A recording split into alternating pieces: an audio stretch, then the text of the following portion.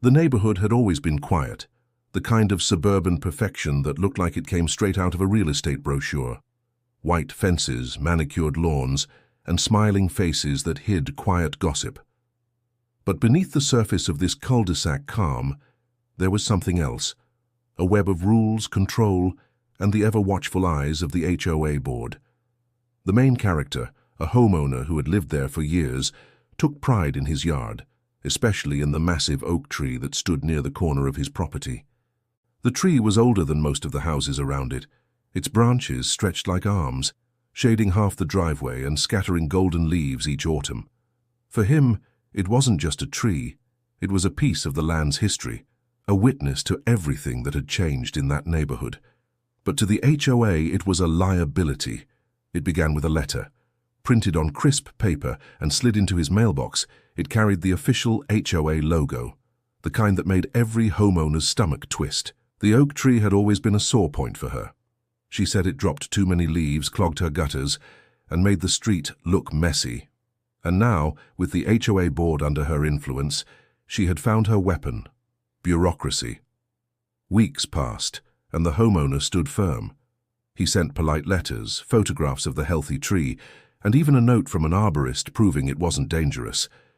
But every response from the HOA came colder than the last. They began issuing warnings. Then came threats of daily fines. The tension spread through the street. Neighbors whispered about it. Some secretly admired his defiance, while others avoided eye contact, unwilling to get involved in another HOA drama. Karen, meanwhile, seemed to thrive on the conflict. Every morning she would stroll past the oak tree, coffee cup in hand, inspecting it as if waiting for it to collapse. Then one night, a storm rolled in. The sky cracked open with thunder, rain came down in sheets, and the wind howled through the cul-de-sac like an animal. The oak tree groaned and swayed, but it stood strong. In the morning, it was still there, soaked but unbroken. The homeowner smiled, thinking the storm had proved the tree's strength, but Karen saw it differently.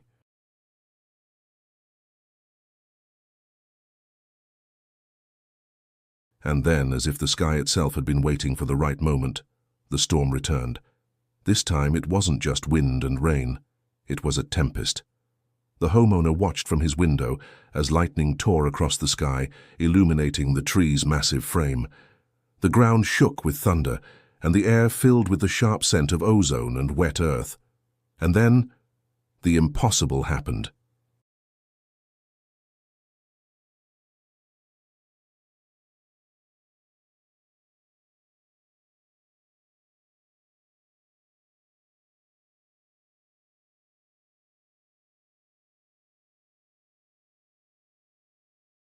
By the next morning, word of the fallen tree had spread across the entire neighborhood.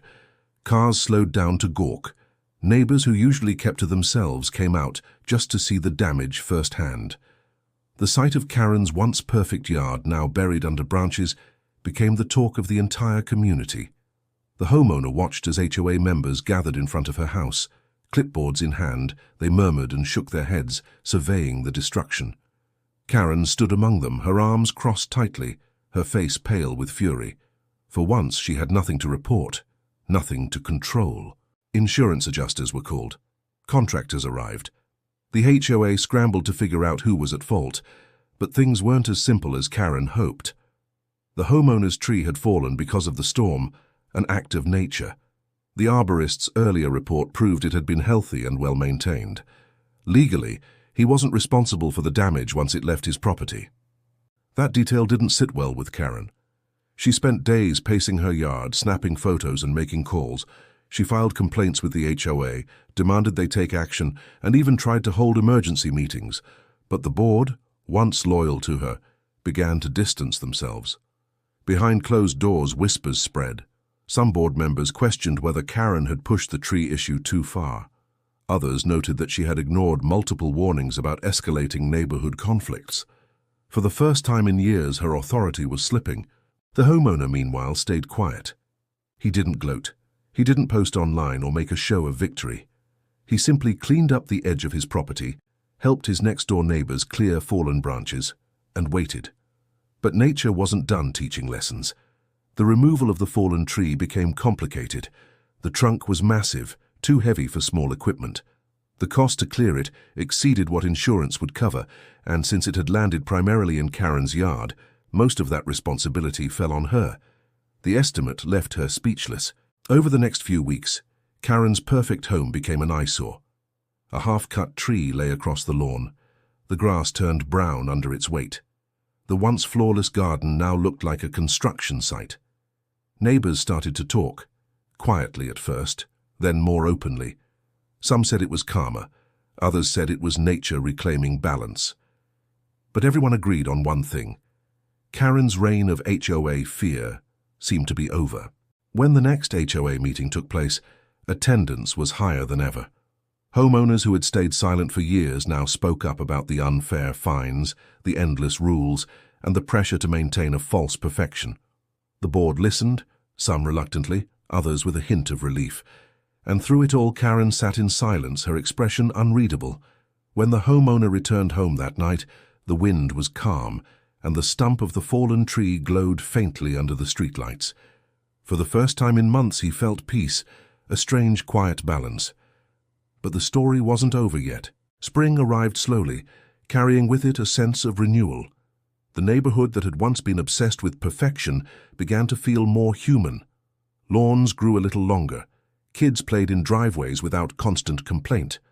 The HOA, under new leadership, shifted its focus from punishment to community. Karen's house, however, remained a reminder of what had been lost and what had been learned. The scars of the fallen tree still marked her property. Though contractors had eventually cleared the trunk, the damage to her yard and reputation lingered. The homeowner decided to plant a new tree.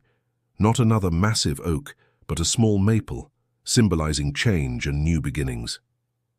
The neighbors came together to help. For the first time in years, laughter echoed through the street without fear of reprimand. Even Karen, watching from her porch, seemed subdued. The fall of the oak tree had humbled her in ways no HOA rulebook ever could. She stopped attending meetings, stopped filing complaints. Slowly she faded into the background, just another neighbor among many. Months later, as summer approached, the maple tree began to grow strong.